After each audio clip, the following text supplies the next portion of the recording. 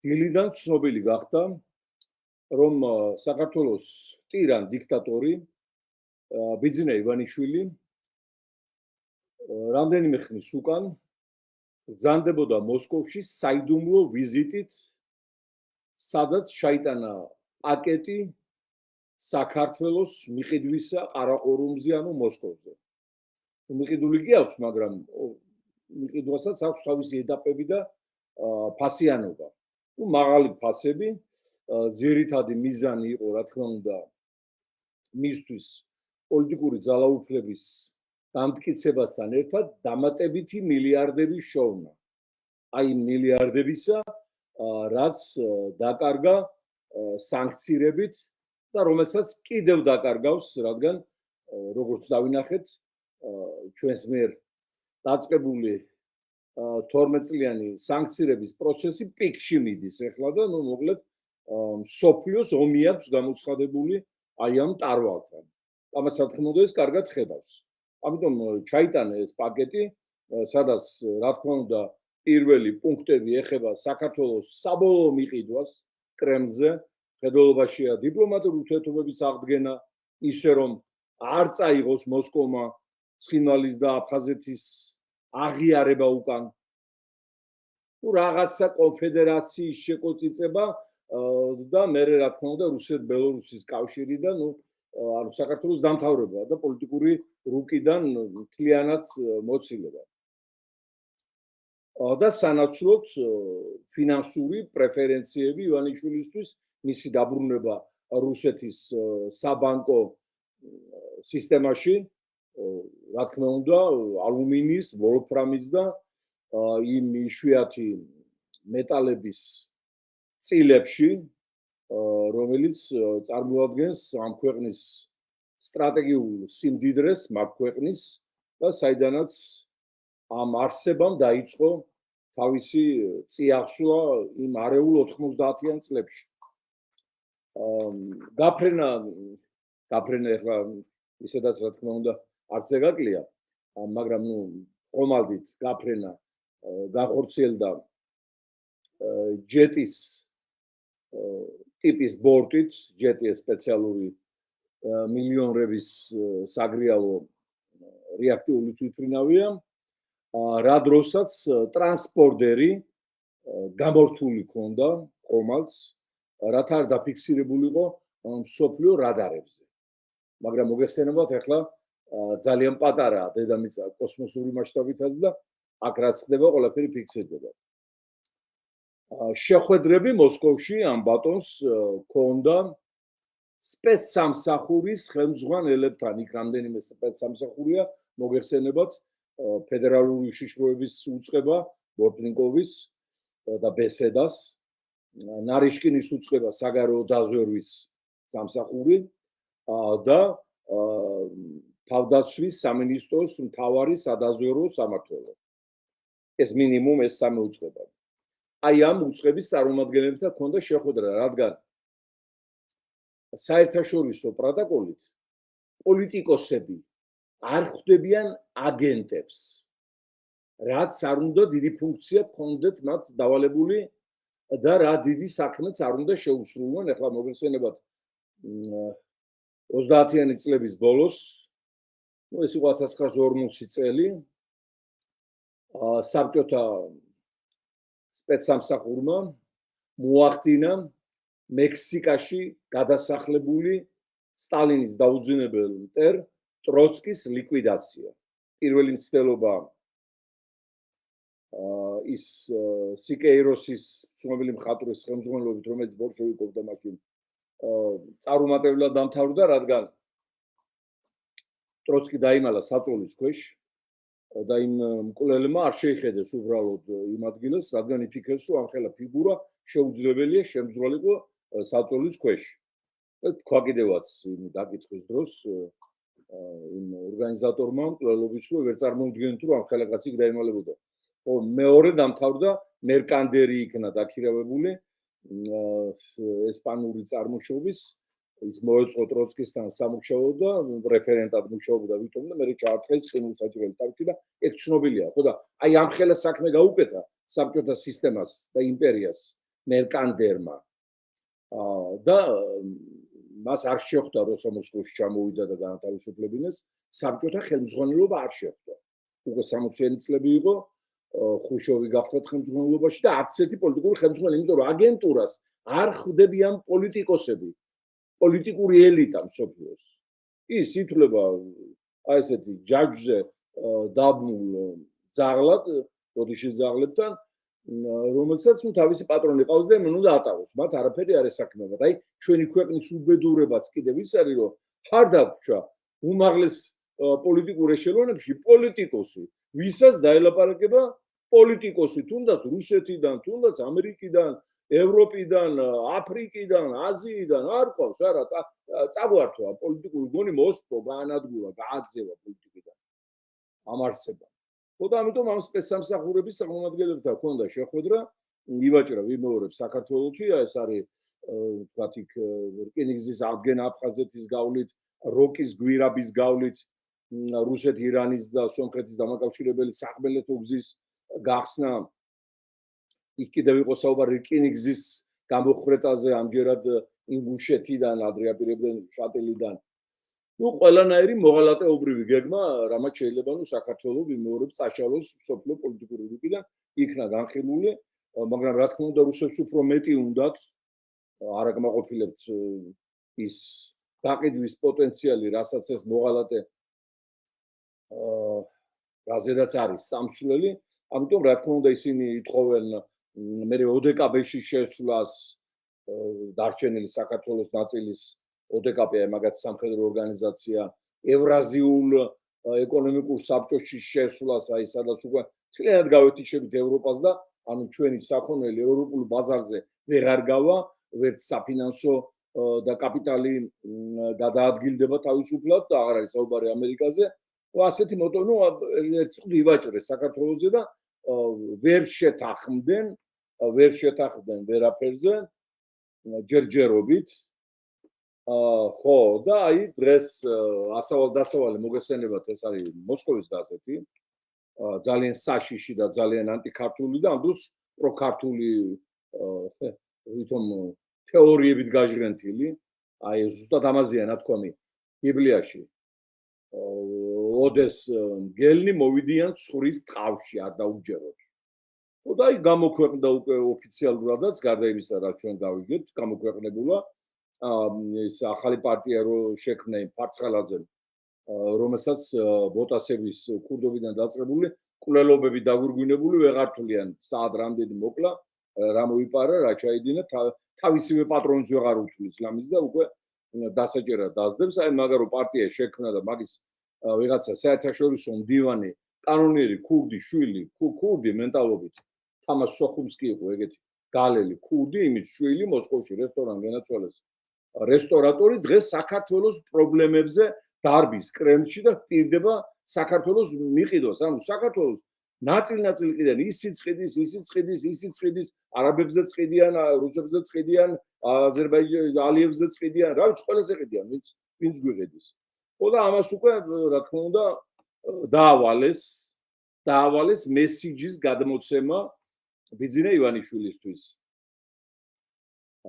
რომ დამშვიდდეს არ ინერვიულოს საქართველოს გაყიდვის პროცესი დღისეს რიგშია და თავს მოუფრთხილდიო აგერ ახლა ასავალ-დასავალის ფურცლებიდან ერთ საიდუმლოს გავამხელ წერს ეს კანონიერი ქურდი შვილი ჯერ ნახეთ რა დონეზეა დასული ჩვენი ქვეყნის იმიჯი არა ერთხელ გვითხოვს და ყველას გვტკივა ეს გარემოებაც რომ უცხოელი პარტნიორები მტერი იქნება მეგობარი იქნება მოკავშირე იქნება ვეღარ ნახულობენ დასალაპარაკებელ სუბიექტებს ან რუსეთში განსაკუთრებით თურმეს ნახულობენ უნდა იყოს კანონიერი ქურდი ოლიგარქი კრიმინალი და ეს კატეგორია განარჩენებს ყველა გონი გათიშული ამ ურთიერთობიდანაც და მონახეს აგერ მესიჯის დასაბარებლად ახლა ასავალ-დასავალის ფურცლებიდან ერთ საიდუმლოს გავამხელ გარკვეული ხნის წინ ფართო საზოგადოებისგან შეუმჩნევლად არას დაფარული რაც არ გაცხადების ეთყობა ამ ქურდიშვილმა არ იცის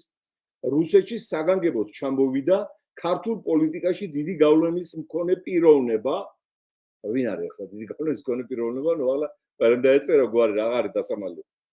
რომელმაც განსახილველად აფხაზეთის და ცხინვალის კონფლიქტის გადაჭრის საკუთარი ვარიანტი ჩამოიტანა. და ვარიანტი არის ეს. პრაქტიკულად ტკინი გზა აღდგეს და ისინი დარჩენ აღიარებულად რუსეთის მიერ, ამაზე თანახმად. ისე მოხდა, რომ რუსულმა მხარემ ეს შეთავაზება უპასუხოდ დატოვა. უპასუხოდ კი არ დატოვა, აქეთ კიდევ უფრო მეტი მომიდომა, უფრო ღრმად შეყოფა მომიდომა. ხო. არა იმიტომ, რომ მიუღებლად მიაჩნია, არამედ იმიტომ, რომ რუსეთის ვერტიკალის მიერ ნდობით აღჭურვილი ჯგუფი, რომელსაც ეს შეთავაზება უნდა განეხილა, ანუ სპეცსამსახურის ჯგუფი, სრულად განყენებული მიზეზის გამო დაიშალა და დღემდე რეორგანიზაციის პროცესშია. ანუ ყველა განთავისუფლეს თურმე სამსახურიდან. და სანამ ეხლა ახლებს მოკრიფავენ, ის ახლები განიხილავენ ამას, არ ინერვიულო ეუბნებიან. ქართველმა დიდი გავლენის პოლიტიკოსმა კი პასუხის გაჭიანურება უარად მიიჩნია. აი გახსოვთ თქვენ ალბათ რომ დააწერინა იმ ფალოსოფოს წვერდაუბანელ შათერიშვილს რამდენიმე ხნის წინ რომ კრემლი და პუტინი დიპ სტეიტის თხოვებაში არიან და რომ კრემლის მოყვანილია ზელენსკი და მოკლედ რისხვა რო დაატეხა თავს. ეს აი ამის რეაქცია იყო რომ განაწყენდა რომ არ მისცეს ისევ მილიარდები არ გამოატანეს საქართველოს გაყიდვაში, იმიტომ რომ თვითონ მოსკოვს ომია გაქანებული მთელ ევროპასთან და მსოფლიოსთან ლამის და აქეთ გასჭირვებია ფული, იარაღი და რესურსები და აღარ არის ის დროს, როდესაც 2012 წელს საქართველოს ანექსიისთვის იმ გუცერიევის და დერიპასკას და აბრამოვიჩების და სხვა ოლიგარქების ხელით მილიარდები გამოატანეს აქ.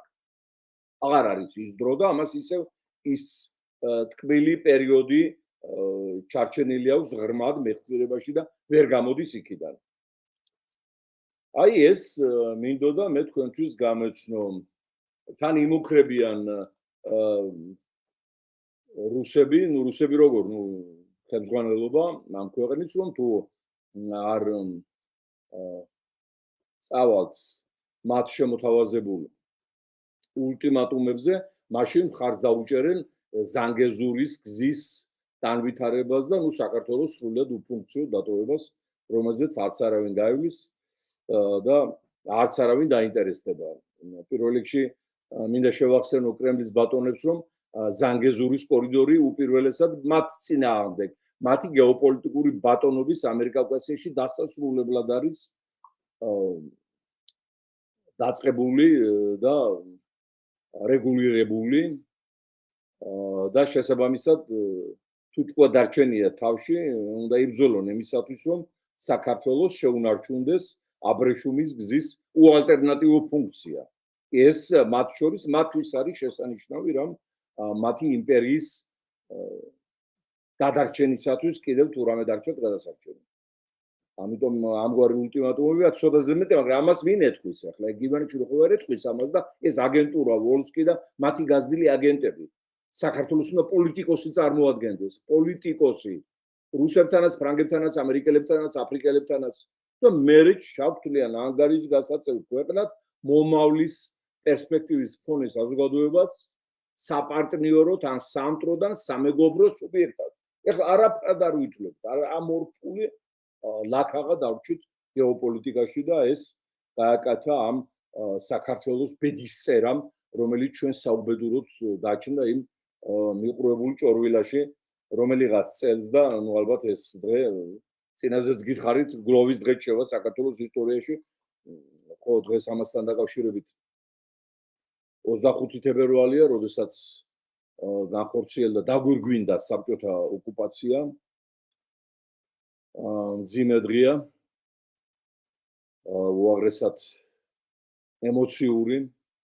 კიდევ ერთხელ გავიხსენოთ დაღუპული გმირები, იუნკრები, მარო მაყვაშვილი, ყველა ჩვენი ბიჭები სამუდამოდ ჭაბუკები დარჩნენ, ეს შეღავათი აქვს სამშობლოსათვის ახალგაზრდების დაცემას.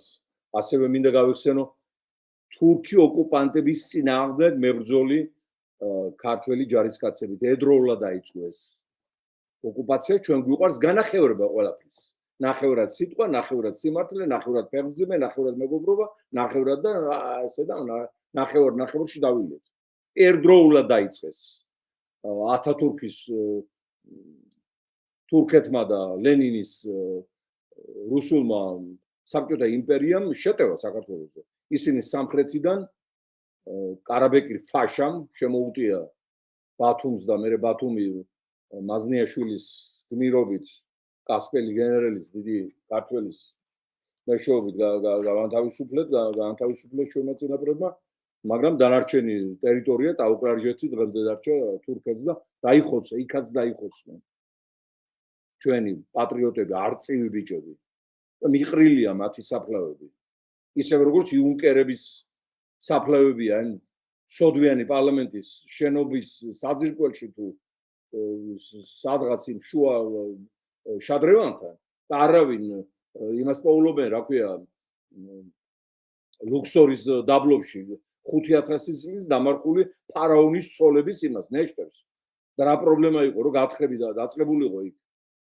და ეპოვათ ნეშტი იგივე მარომაყაშვილის სხვების და გადაგოსვენებინ ეგ ბიჭები. და ასევე თურქი ოკუპანტების წინააღმდეგ დაღუპული ჯარისკაცების საფლავი მოფატულა გურიაშიც არის მათ შორის და მოკლედ ყველაფერს მიეხედება, რა თქმა უნდა, მთავარია ჩვენ მივხედოთ აი ამ ტერს ივანიშვილის და მისი ხროვის მეშვეობით და გაჩინება ძალიან მალე განთავისუფლდეთ მათგან, რადგან აი ყოველი დღე, ყოველი საათი, ყოველი წუთი არის საფრთხე, რომ საქართველოს არსებობას საერთოდ გააფრთხებენ.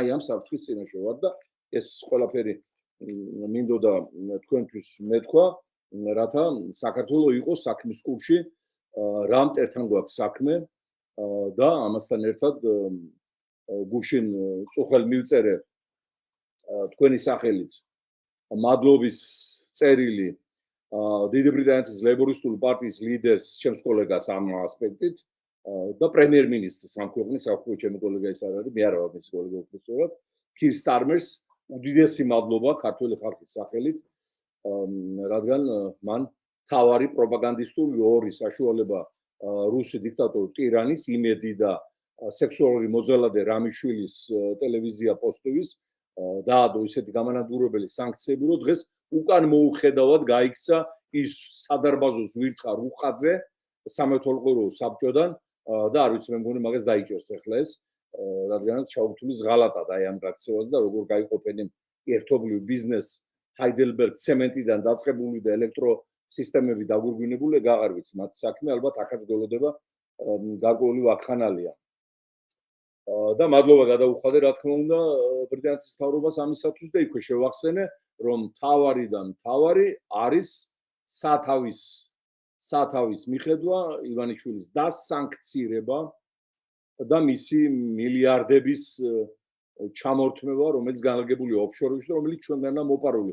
შემდგომში ჩვენ დავიწყებთ მუშაობას, რომ ეს მილიარდები წამოვიდეს საქართველოს ბიუჯეტში და განაწილდეს ყველა მოქალაქეზე, ყველა ოჯახზე და ეკონომიკის ყველა დარგზე. და იქ იმხელა კაპიტალია წაღებული აქედან, ახლა როგორ გონიათ ოქრო ამისია, სპილენძი ამისია, ვერცხლი ამისია, ფერვა ამისია, მარგანეცი ამისია, ფოსფორტი ამისია, ბათუმის პორტი ამისია, ყულები ამისია, ევრაზიის გადაზიდვები საქართველოს ტერიტორიაზე ამისია მილიარდებია.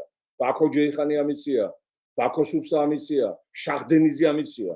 მილიარდებზეა საუბარი და ეს არ შეიძლება დავკარგოთ და ამაზე ჩვენ უკვე გარკვეული მუშაობა დაწყებული გვაქვს შესაბამის სტრუქტურებთან. და ხოდა ამასთან დაკავშირებით აი როგორი ისტორიას, როგორი დამთხოვები აქვს, თანაც ნუ განსხვავებული ხშირად 21 წელს სწორედ დიდი ბრიტანეთის მთავრობამ განუცხადა რუსეთის წარმომადგენელს ლონდონში, რომ ჩვენ კავკასიაში ინტერესები არ გვაქვს. და ამის შემდეგ დაიწყო უკვე წითელი არმიის ინტერვენცია საქართველოში. აი ეხლა 105